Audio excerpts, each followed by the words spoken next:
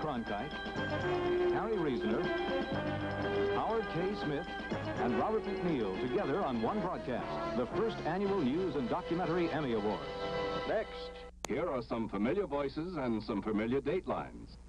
This is George Watson, ABC News, Belfast. Daniel Shore, CBS News at the Watergate. Frank McGee, NBC News, Moscow. Ann Kestner, ABC News, Wounded Knee, South Dakota. David Dick, CBS News, Laurel, Maryland. This is Pauline Frederick, NBC News, United Nations. Peter Jennings, ABC News, the Olympic Village. Tom Fenton, CBS News, in the Sinai Desert. Catherine Mackin, NBC News, at the Democratic Convention. John Lofson, ABC News, in Paris. Bill Curtis, CBS News, Managua, Nicaragua. Jack Perkins, NBC News, Clark Air Base, the Philippines. Sam Donaldson, ABC News, the Republican Convention. Roger Mudd, CBS News, Capitol Hill. Don Gerwell, ABC News at the White House. John Hart, CBS News, Hanoi. This is David Brinkley, NBC News, Washington.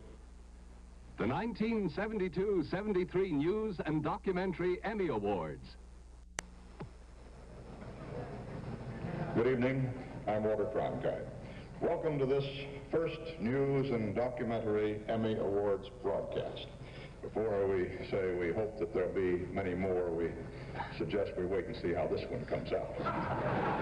CBS was chosen to be the host network tonight by a flip of the coin, and that also is yet to be determined whether we won or lost the flip. At any rate, that's why I'm acting as host to the other hosts this evening. Perhaps, just perhaps, you're familiar with them. NBC newsman, anchorman, John Chancellor. Thank you,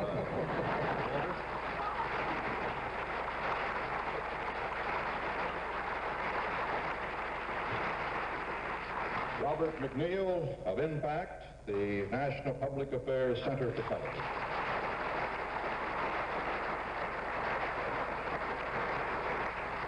Harry Reasoner.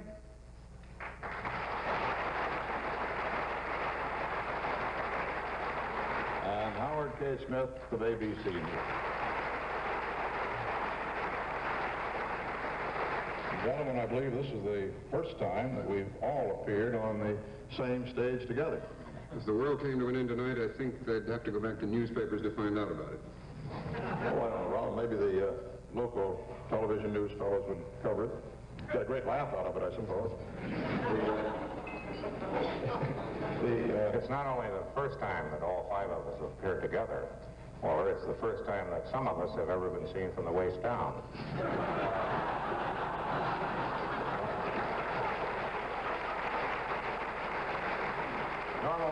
Normally I only have my coat pressed.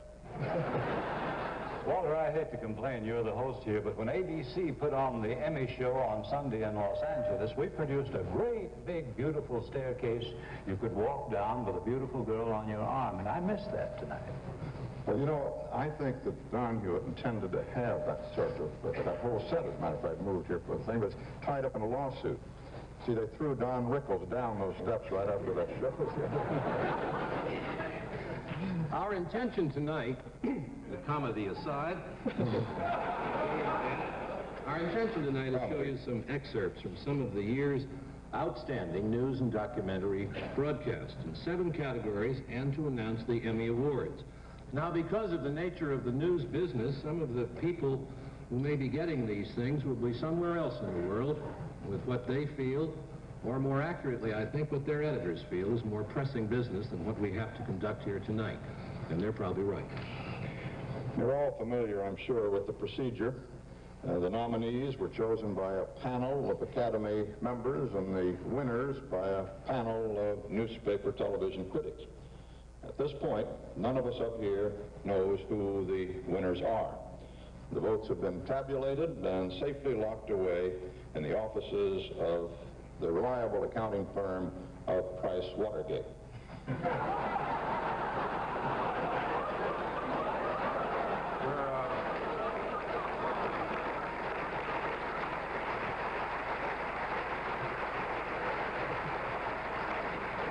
We're not going to have to give you any kind of an award, are we, Walter? I think that's been taken care of pretty well. Would it give you a big problem if I did? No, not at all. But I haven't seen much of your show in the last couple of years. comes at a bad time for me. I don't know how you keep up with what's going on, right? Well, the first award will be for documentary programs dealing with artistic, historical, or cultural subjects, and what follows are excerpts from 6 outstanding entries in this category.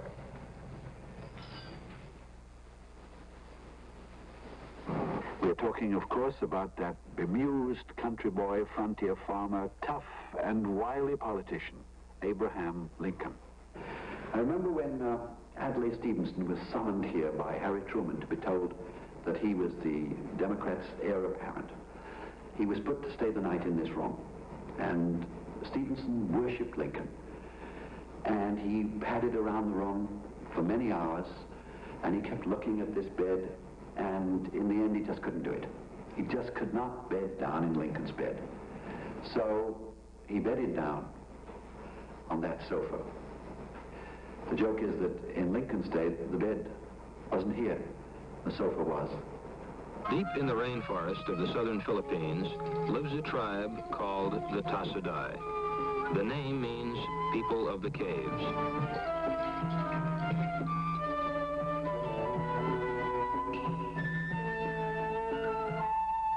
In the days ahead, we renewed our friendship with the tribe.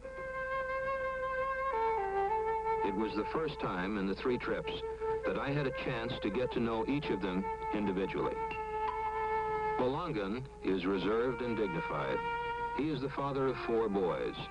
When we arrived, his wife, Itut, was pregnant. The youngest children are Natak, named after a favorite food, and Ilib, which means cave.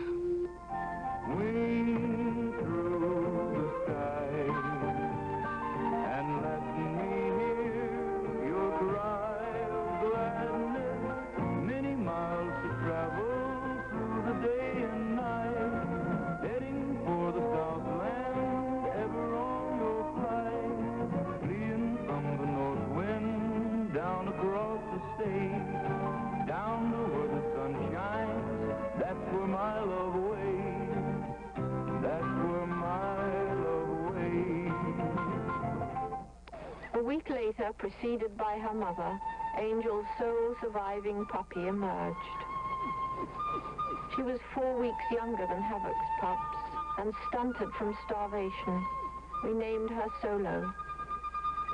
Solo was immediately surrounded by the older puppies. In the darkness of the den, they'd all been living peacefully together. Now, Havoc's pups started to maul Solo. Their teeth were needle-sharp. Furtively, Angel tried to extricate Solo and carry her to safety.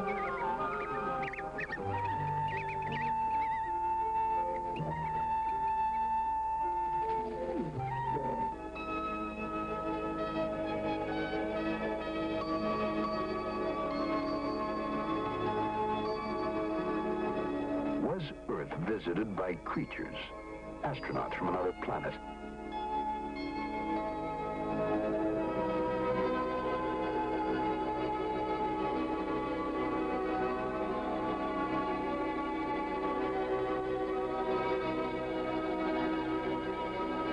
We have only fragments, but look up into the sky some clear starlit night and allow yourself the freedom to wonder.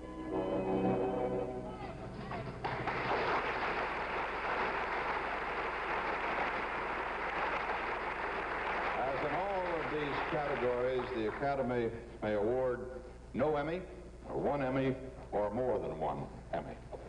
Well, in this case, we have awarded 2. And number 1 of 2, for America, Michael Gill, executive producer of the show.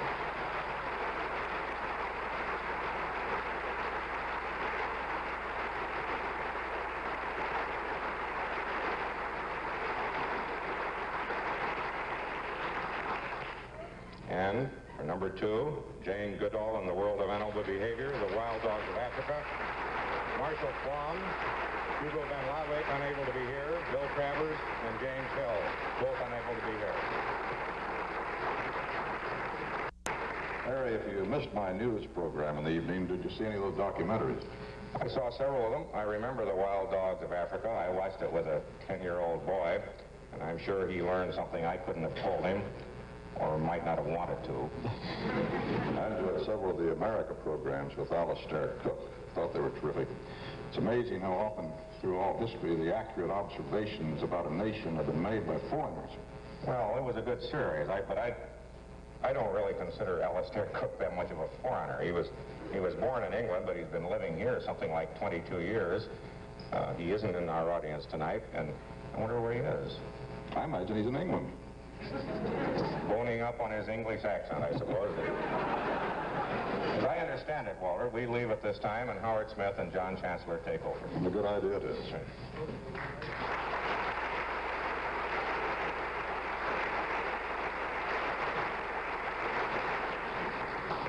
Well, Howard, they've sent us in to save the show.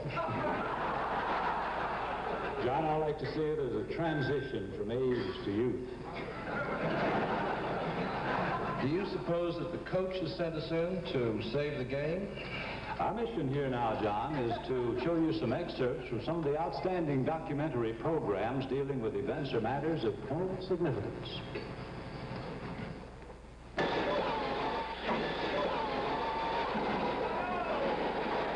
Their fathers work to make life better for their sons. They are the sons, and they do not find their lives better. They see the security for which their fathers struggled so hard as a trap for them. I've been working there for 5 years, and it seems I can't quit. And I like it, but it just, life is too rough. And like, once you start working there, you can't afford to quit. We can destroy the Soviet Union. They can destroy us. No known defense could prevent that. Those who were not killed by the nuclear blast would be exposed to firestorms, radiation, disease, contamination of our food, contamination of our water, no communications, no transportation, no police, no hospitals. We don't know what would be left. 500 pounds of marijuana could be supplied, he said, within a week. The price and details of the transaction would be discussed with that wealthy businessman from New York and witnessed by a camera hidden in a suitcase. Rick's told me about the good deal, and it sounds good. I can't remember of any loads that were less than 300 pounds, some as high as 700 pounds. That's the road going, split in the center of it, is your runway. It's a road, but we use it for a runway. TBN-70 is an aircraft carrier. It does not yet have a name. It will be 1,090 feet long. It will weigh 95,000 tons. It will cost $1 billion. It is an immense and complex weapon. It takes 5,000 men to make it go. It is one of the most versatile and sophisticated weapons ever devised. Some say it is obsolete. The Navy says it is necessary. Every Teamster local in the Chicago area runs its own pension plan. And it's common practice for a man to be forced to transfer from one local to another every time he changes jobs. Sometimes different groups of Teamster members working for the same company or even in the same garage will be in different Teamster locals. A Teamster must have 20 years of membership in one local to draw a pension. His pension rights are not portable. He cannot take them with him from one local to another. A lot of drivers don't know that until it's time for them to retire. And when they do find out, they can't understand why it should be so. I had this horrible thing in my head that if she cried, it meant I was a terrible mother. So one day, she was just crying, and I couldn't figure out what was wrong with her. And she was in the seat here, and I just hit it, and she went across the room and ended up under the couch. It didn't hurt her any, but it was, here she was, what, 2, 3 weeks old, and she was just there under the couch and just crying, and I just felt, you know, God, what have I done?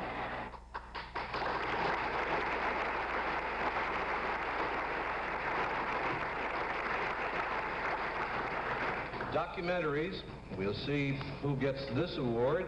It goes to The Blue Collar Trap, NBC News white paper, Fred Freed, producer.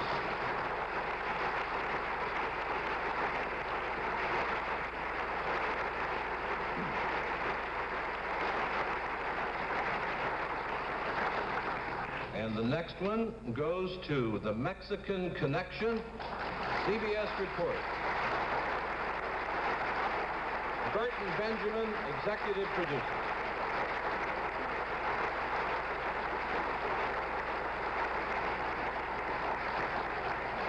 And the producer, Jay McMullen, is not able to be here with us tonight, but we will mail him his Emmy, if it ever gets there.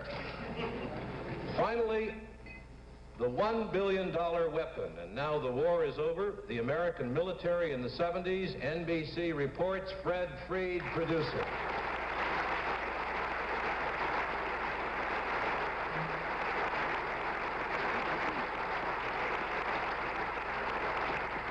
And again, Craig Leake, the producer, is not able to be here tonight, which may tell us something about the relations between executive producers and producers.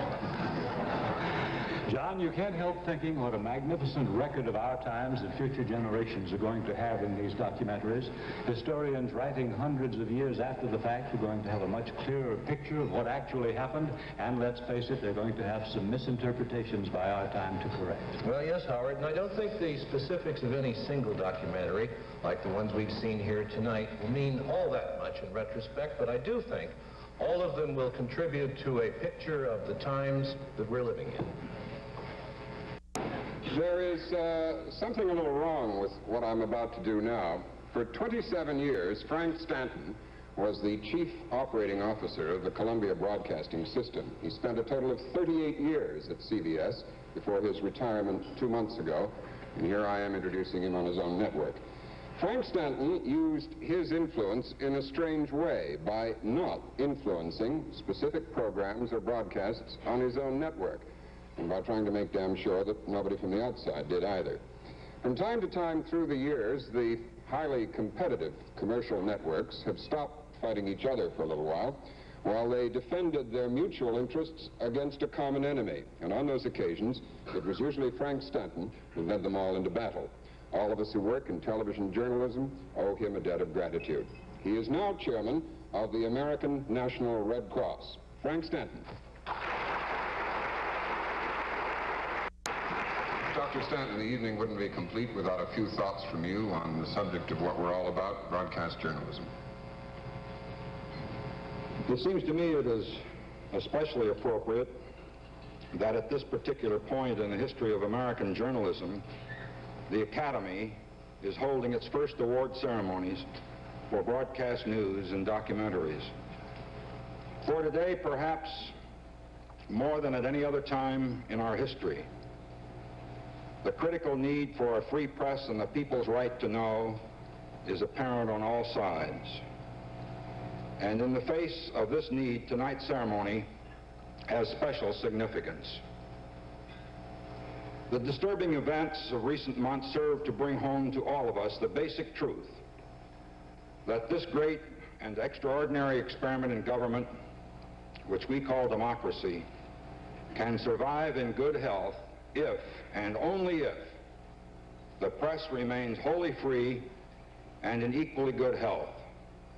And that essential freedom must be fully shared by that part of the press to which we do honor tonight, the electronic press. If all of us, those of us here, those who are in government, and above all those who comprise the American public, remind ourselves of this essential fact of freedom for all the press, including broadcast journalism, this evening will indeed be an important one. Thank you.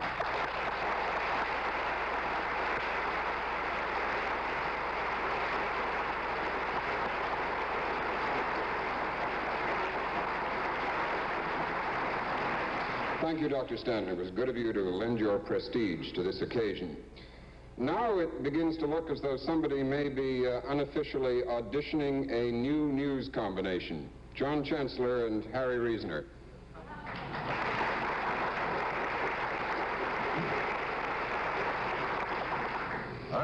Some of us get to come out here only in pairs, you'll notice. I'm surprised they didn't send all 5 of us out here with 4 chairs and a piano. That comes later, John. We'll see. This trading around actually is interesting. I remember there used to be a party game that people in the business played. If you were out on Saturday night with friends from another network, you would suggest trades. For instance, I remember someone at CBS suggested a deal with ABC. They wanted to trade Eric Severide for Howard Cosell, Frank Gifford, and a weatherman who could laugh. Well, we'll press on. Our next awards category is a special classification for unique program and individual achievements which do not fit into any other specific category. We'll see excerpts now from 3 broadcasts. The Justice Department has argued before the Supreme Court that the President has the right to abridge the flow of information whenever he deems it's in the national interest. Was that just an attack on the press? The aim is at the press, but the victim is you. We tonight are being asked to give, as a policy decision, an elite status to a certain group of people, the working press, a status that neither you nor I, as the average citizen, has. We're being asked to make a policy decision that the right of the people to learn the truth and to protect the innocent is to be subservient to the right of the press, not to have to disclose the alleged secret sources of their information. At the very end of that speech here in Austin, I think you repeated a memorable phrase that you'd used before in Congress in '65. If courage remains our constant companion,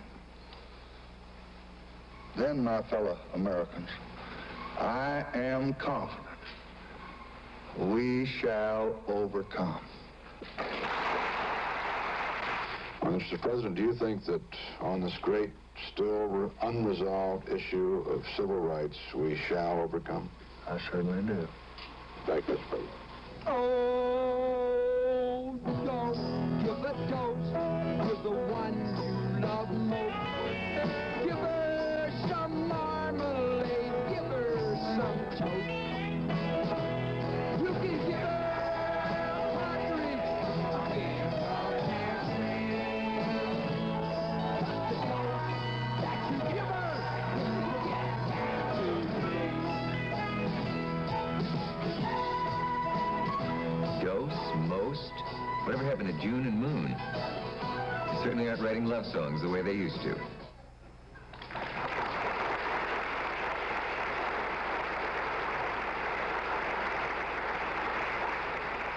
And a winner in this non-categorizable category, The Advocates.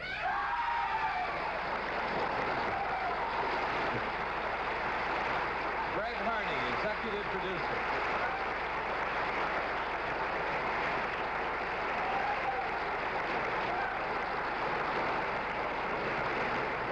Tom Burrows, Russ Morash, producer, Peter McGee, producer, are not able to be here tonight, but I'm sure they'll get theirs. Now we have another envelope. I'm happy to announce the VD Blues.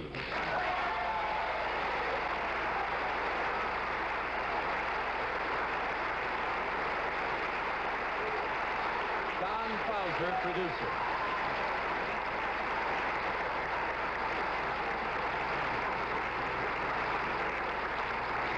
You know, seeing Lyndon Johnson there on that film means a little something special, I think, to me, to you, I know, because you were covering the White House during part of the Johnson administration. I know that because I was covering the White House against you during part of the Johnson administration. And dominating me most of the time.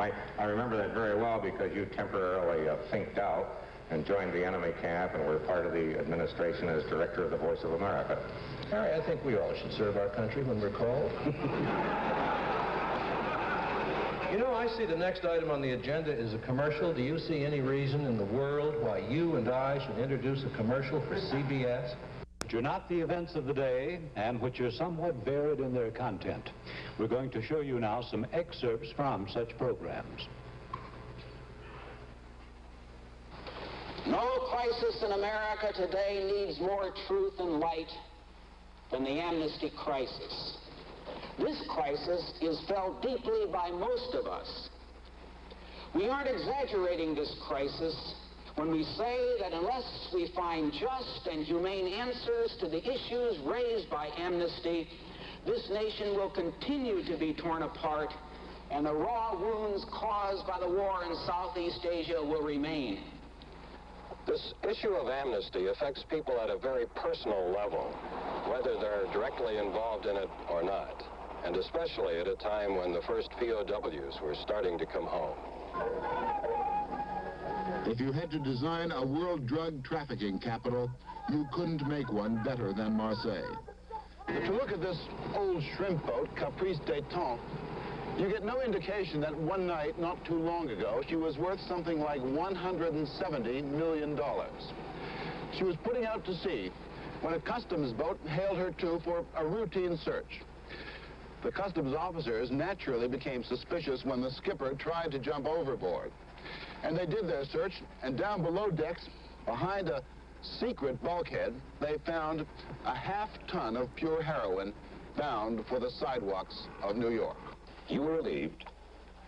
You were given a bad efficiency report. And you say it was your insistence on having war crimes investigated that led to your relief from command, right? I still see it. On February the 14th, 1969, Colonel Herbert says that he reported to you, first on the radio and then in your command post, the killing of captured Vietnamese by South Vietnamese police while an American advisor was looking on.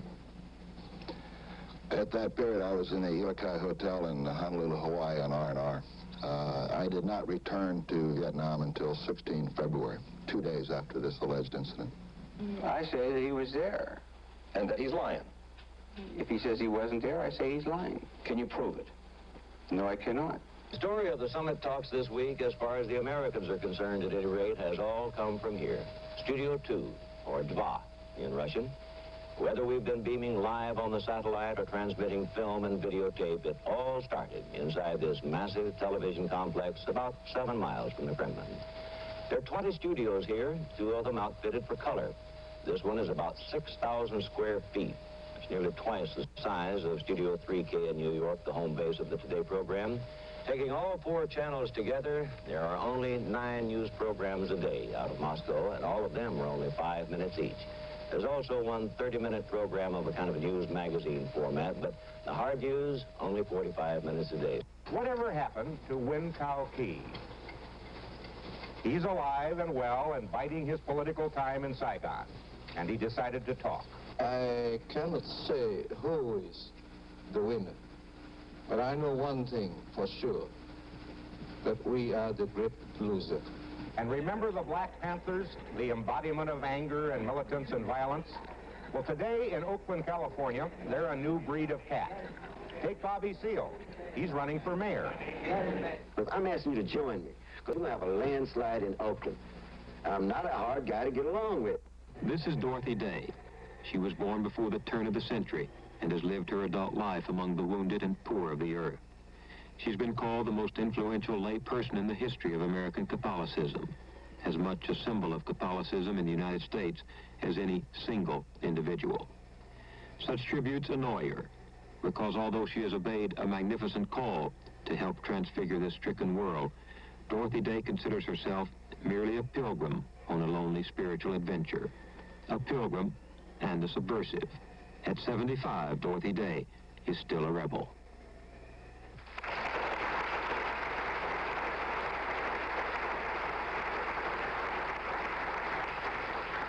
And the winners, the poppy fields of Turkey, the heroin labs of Marseille, New York connection, 60 Minutes, Don Hewitt, executive producer,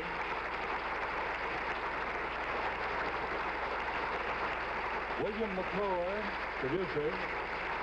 John Tiffin, producer. Phil Scheffler, producer.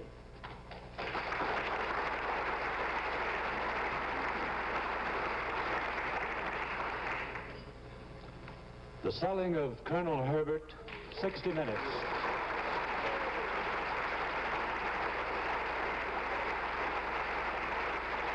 Don Hewitt, producer. Barry Lando, producer.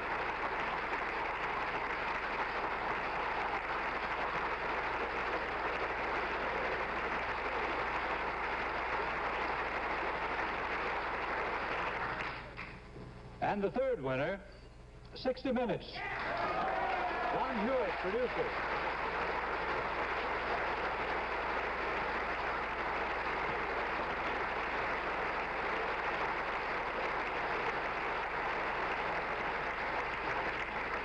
He's also the producer of this show, but I think we'll have to wait till next year to see whether that gets an Emmy. There is a second award group in this category, the nominees for individuals contributing to the program, to program segments, or to series achievements.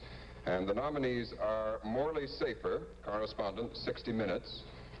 Mike Wallace, correspondent, 60 Minutes. Mike Wallace, Dita Beard interview. Mike Wallace, The Selling of Colonel Herbert. Edwin Newman, writer, segment on Today called No Contest. And Emmys are awarded to Mike Wallace, correspondent, The Selling of Colonel Herbert, 60 Minutes.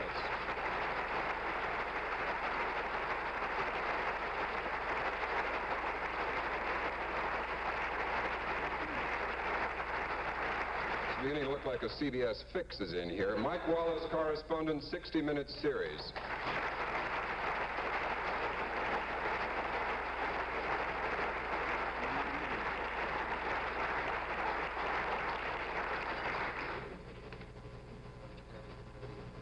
Robert, you're the only representative here from public broadcasting.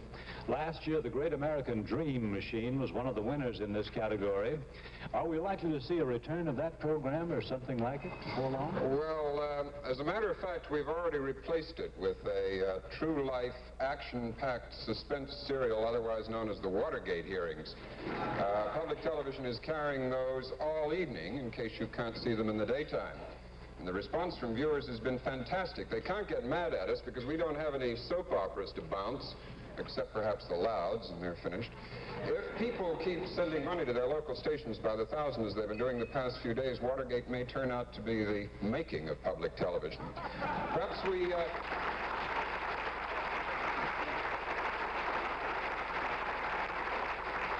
perhaps we'll call that the Great American Nightmare.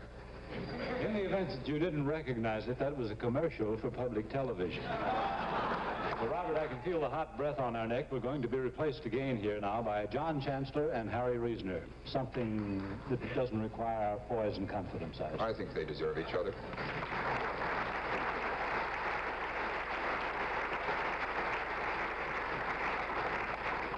What we have now, John, is not an awards category. You can tell that because Mike Wallace is not even nominated once. But we do have something we want to show you. There's been a great deal of talk in recent years about outtakes. Outtakes is a trade term meaning the pictures that were taken but not used and what is shown on the air. On certain occasions, network executives, quite properly, have refused to show these outtakes to various investigatory bodies that demanded to see them.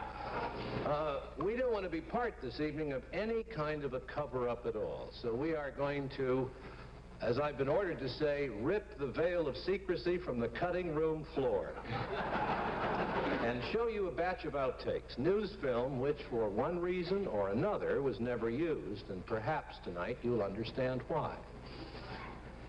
And so, for that corporation, this morning's action could have... Mr. Hartford also says there's a good possibility that he, with some other members of his family, may engage in a... Thanks a lot. Which legend ascribes to old New England may partly be due to the sherbet mold squeeze of New England winter weather. This view, son of a... I'm Herbert Kaplow. On Wednesday, October 8th, I'll be in... Where is this? Okay. This is Jay Barbary. On Wednesday, October the 8th, I'll be in, where will I be? Grand Rapids, right? I'm John Chancellor. On Friday, May the 9th, I'll be in... Where the hell are we going to be on Friday, May the 9th?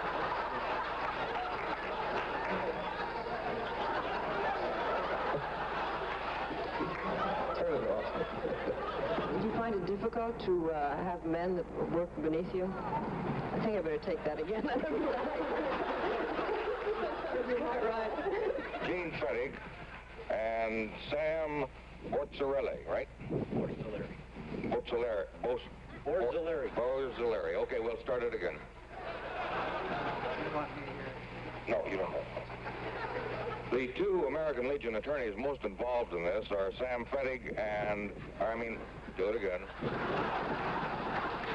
The two American Legion attorneys most involved in this case are Gene Fettig and Sam Borzilleri. Right, Borzilleri. Sam Borzilleri. Do it again.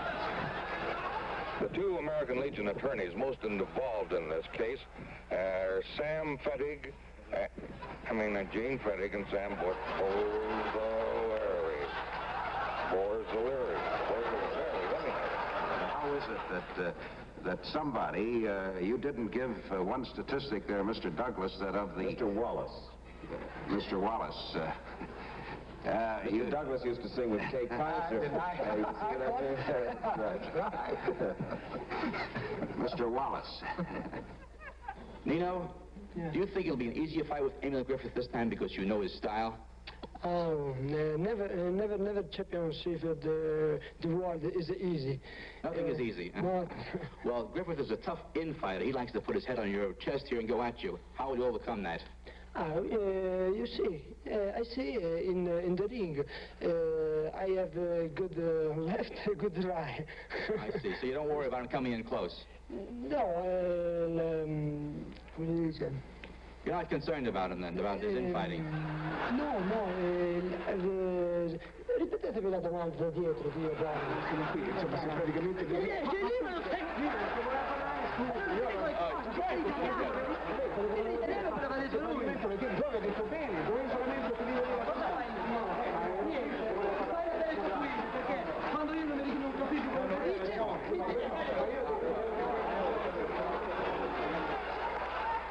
This is Peter Jennings, ABC News, Cairo.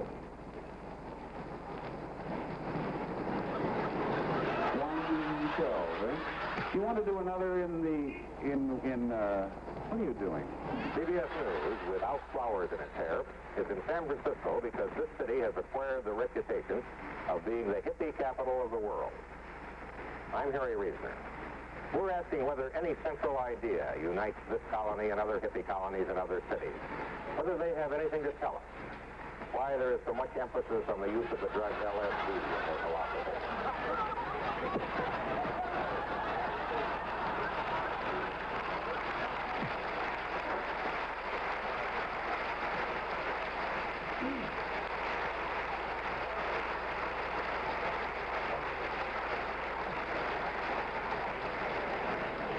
You came off better than I did. At least you knew where you were going. Where was that? When was that? I think it was certainly San Francisco, and I think it was about 65 or 66 about the height of the whole hippie phenomenon. I thought with certain drawbacks he looked a lot better than you did, Rick.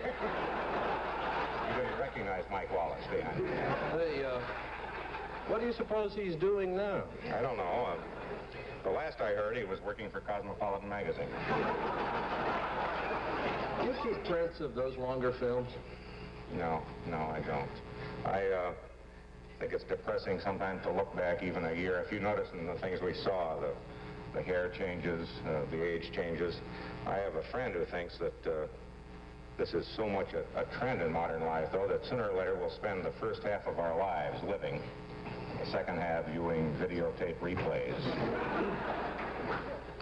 Hell for broadcasters has been defined as being locked in a room listening to playbacks to everything you ever said. It's time now for another tribal dance in television, a commercial. If the critics of television news would like more ammunition. It occurs to me, Howard, that the place for them to get it might very well be from those of us who work at it. Walter, nobody knows better than we, or half as well as we, the stories we don't have time to cover. There's so many wonderful and fascinating people in the world, so many things we'd like to say about them, but the first thing you know, they're gone. The following people all died in this past year. We'd like to have spent more time with them. We wish we'd been able to tell you more about them than we did before they went. Gabriel Heater, the good news broadcaster of World War II. Cristobal Balenciaga, proclaimed the greatest dress designer of the age. Adam Clayton Powell, possessor of black power before the phrase became a slogan. Dan Blocker, television hero Hoss Cartwright of Bonanza.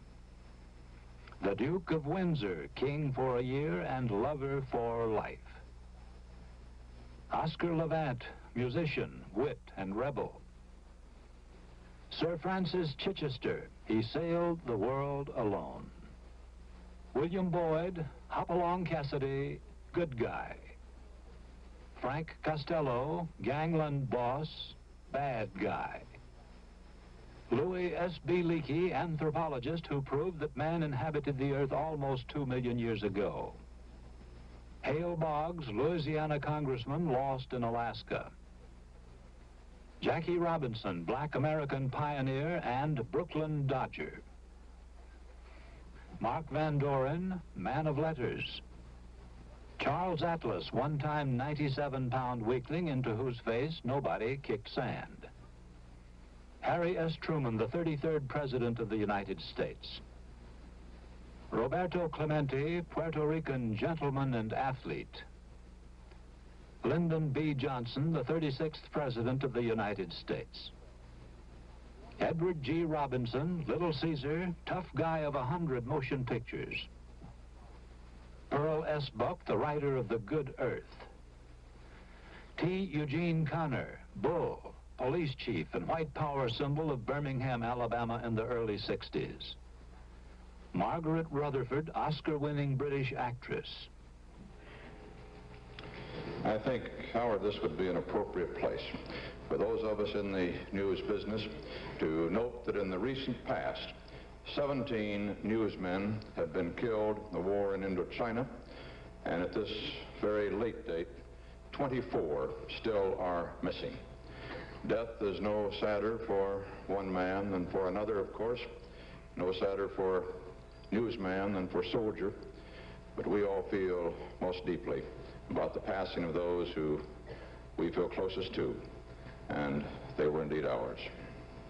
Walter, in America's last 3 wars, more reporters have been killed in relation to their numbers than soldiers have been killed in relation to their numbers. That's something to think about. Our broadcast will continue with more awards in the category of special events. To make those special awards, here's Robert McNeil again.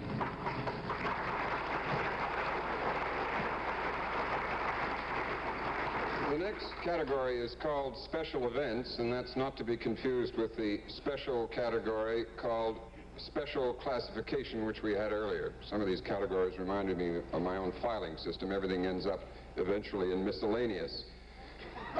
We'll award the Emmys after we look at excerpts from 5 special events. Something else off the wire, a police spokesman said a squad of 38 volunteers would storm the House if a deal had not been worked out with the Irish by the deadline. The deadline appears to us to be less than 1 minute away. And now we've gotten an official time check. It is 5 o'clock. This is the deadline. The storming, if it is going to happen, could happen at any moment. They've now said that there were 11 hostages. 2 were killed in their rooms yesterday morning. 9 were killed at the airport tonight. They're all gone. The senator from South Dakota and the next president of the United States, George McGovern.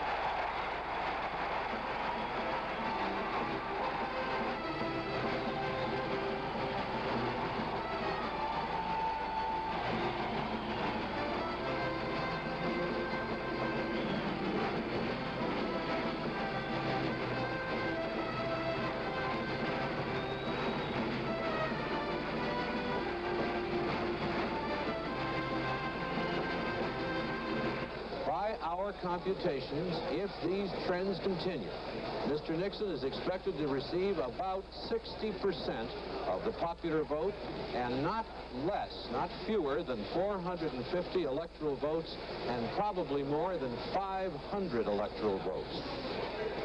The president now, by our projections, has been reelected. When Jackie Robinson knocked on the door of organized baseball, it had existed for almost 100 years, as unselfconsciously white as a South African tennis club. Negroes, everyone but Negroes agreed, just somehow wouldn't fit in.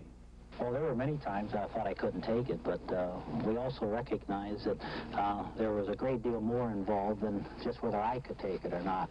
And we were always reminded that if we fail as a man, it could hurt what Mr. Rickey was trying to do. We are honored to have the opportunity to serve our country under difficult circumstances. We are profoundly grateful to our Commander-in-Chief and to our nation for this day. God bless America. God bless America.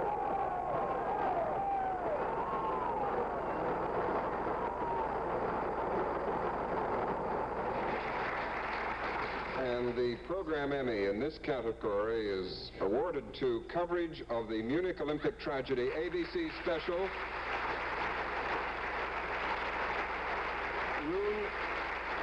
Rune Arledge, the executive producer, is not able to be with us this evening. Now, in addition to those awards for special events programs, there are individual awards for contributions to program achievement. Those nominees are John Chancellor, David Brinkley, Edwin Newman, Cassie Mackin, Douglas Kiker, Garrick Utley, Election 72, NBC, Jim McKay, Olympic Tragedy on ABC, Harry Reasoner and Howard K. Smith, anchormen, ABC Election Night, David Fox, pool director, Apollo 17 Splashdown in the Pacific, Edwin Newman, writer, Decision 72. You really glued this one up. The winner is Jim McKay, commentator, coverage of the Munich Olympic tragedy, an ABC special.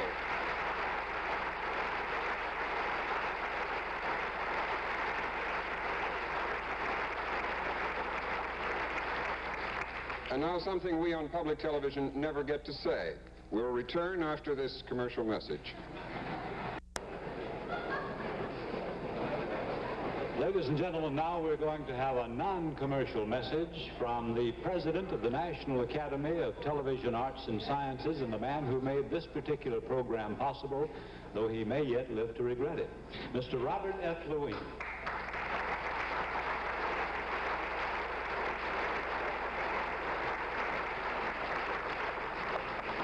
Tonight marks the first time in the Television Academy's 25-year history that its News and Documentary Awards will have been presented on their own programs. The Academy welcomes this new arrangement because it satisfies the long-held belief that broadcast journalism merits being honored on its own and separate stage, and because it's a fact that television is considered by Americans to be the most believable of all mass media and their major source of news. We hope that tonight's program will remind everyone that the breadth and scope of broadcast news, and that it will effectively combat the relentless efforts to undermine the public's confidence in the sight and sound media. The Academy is especially privileged to have this opportunity to honor the men and women in our medium whose high professional standards and dedication to their journalistic responsibilities provide a bulwark against the threats from those forces which challenge their right to probe, to question, and to reveal. Thank you. Thank you.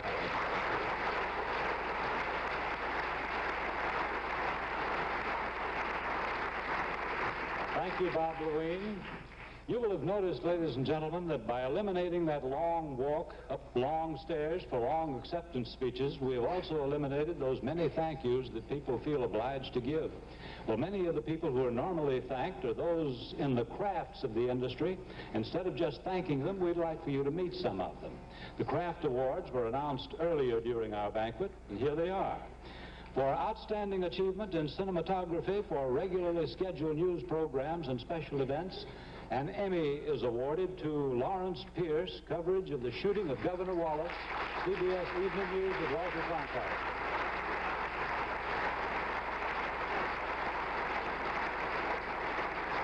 For outstanding achievement in documentary cinematography, Emmys are awarded to Des and Jen Bartlett, The Incredible Flight of the Snow Geese.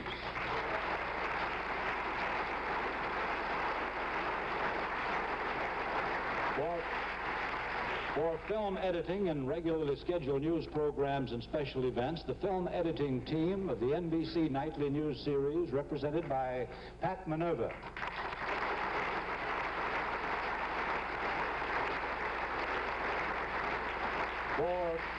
For film editing and documentaries, Les Parry, The Incredible Flight of the Snow Geese.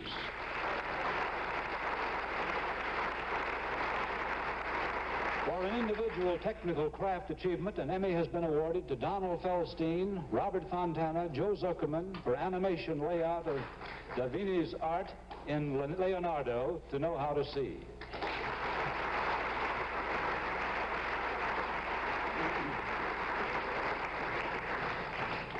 Now, ladies and gentlemen, it's time to call the Klan back out here again.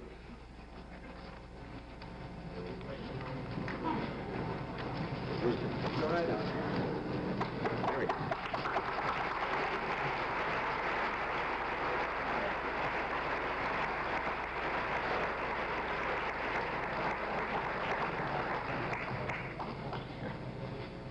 You know, there's something fundamentally ridiculous about 5 grown men standing around giving each other and their friends awards.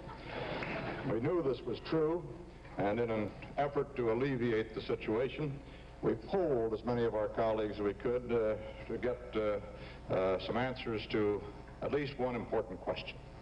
As a result of that poll, we're going to give out our own first, only Anchor Award. The anchor we're giving hasn't come yet. Actually, we haven't ordered it yet. An Anchor Award, now listen carefully, to the most interesting, non-elected public official with a German accent in the news this year. We have a brief film excerpt here of the only nominee. I'm late for a very important date. No time to say hello, goodbye. I'm late, and when I wait, I lose the time, I say. My fuzzy ears and whiskers took me too much time to shave. I run and then I hop, I wish that I could fly. There's danger if I dare to stop, and here's the reason why. You see, I'm overdue. I'm in a rabbit stew. Can't even say goodbye, hello, I'm late. Mr. Kissinger often resorted to sign language in his relations with the press. He waved hello or goodbye to us hundreds of times. Hi, I'm Henry. Fly me. Mostly, though, Henry shook hands. How do you do? And shake, and shake, and shake, and say how do you do? And shake, and state your name and business. A handshake and a happy greeting's mighty hard to beat. So at the risk of boring you, I'm going to repeat. Remember in the future that no matter what you do, here's one way to get out of any mess you get into. Say, I'm alive, a wall shell,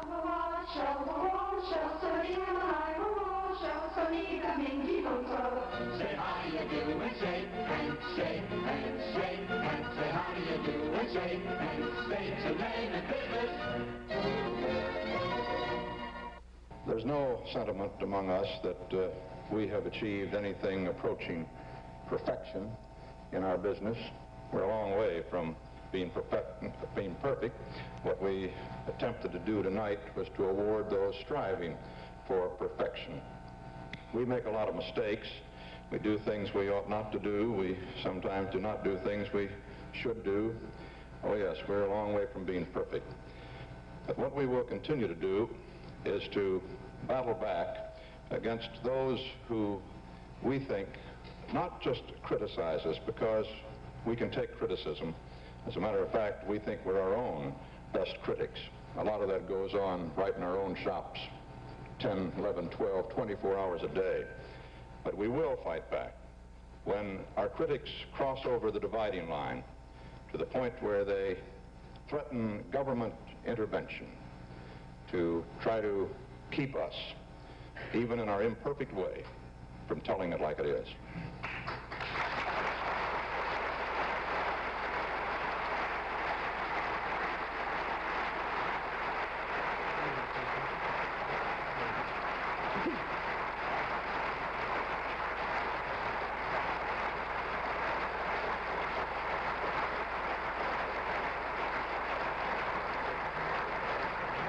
It's been a difficult year for news gatherers, but I'm less disturbed, I think, than many of my colleagues are, because I've had the unique experience of working 20 years abroad without a break.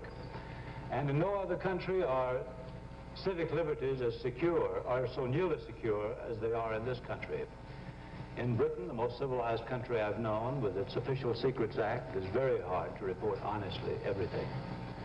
I think, to me, it is less important that judges have put 4 reporters in jail for failing to reveal their confidences than the fact that those reporters have been willing to go to jail rather than break their confidences. To me, it is less important that the government has attacked our liberties than that when government did that, more than 50 members of Congress introduced bills to protect us. Overprotection. I hope they don't succeed, but it shows that we have a great deal of support, and I think that our rights are sturdy.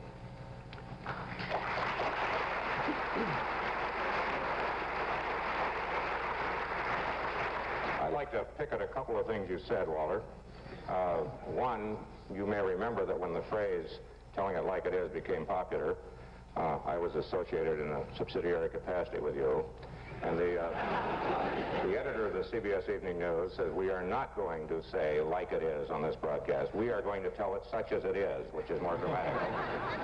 And that's one thing. And the other was that we're not entitled to self-congratulation. I was impressed from the opening tease on with what a magnificent effort broadcast journalism now makes. We have produced the best educated and the best informed mass citizenry in the history of the world, and I think one night a year we're entitled to congratulate ourselves. And as one of the few people here who didn't get an Emmy, I can say that without jurisdiction.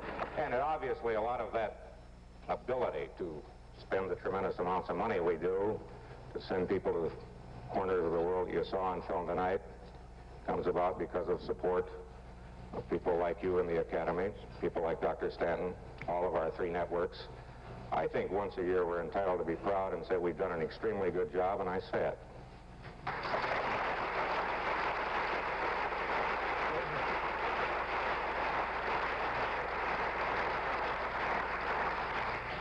We in public television have to look at this, all this heat that Walter's been talking about, a little bit differently from the rest of you. We are very much in our infancy, whereas all of you are members of august and impressive organizations with a long tradition. We are in our infancy. We can be strangled in our crib. But the idea is becoming more conventional and respectable every day because of all the pressure that's been on us, that it is inevitable that any journalistic organization funded with public funds cannot be insulated against improper official pressures. We believe still that that is not true, and that the Congress backs us up firmly in that. And I hope that recent events may make other people feel the same way.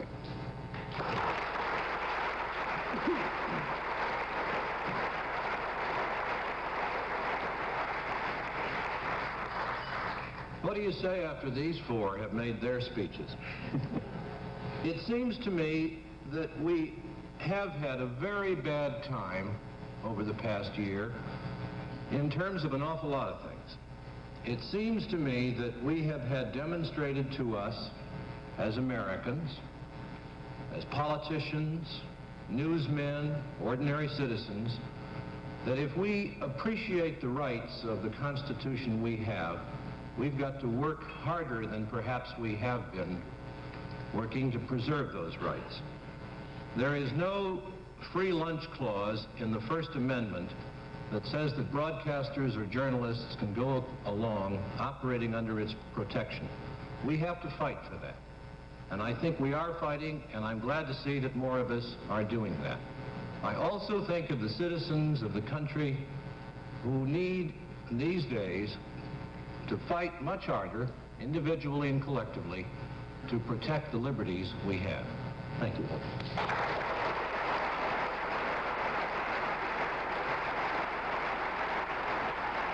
Well, that's about it. That's not about it, it is it. For the News and Documentary Emmy Awards broadcast for 1972-73. John Chancellor, NBC News, good night. Robert McNeil, good night for NPACT, the National Public Affairs Center for Television. Henry Reasoner for ABC News, good night. Howard K. Smith for ABC News, good night.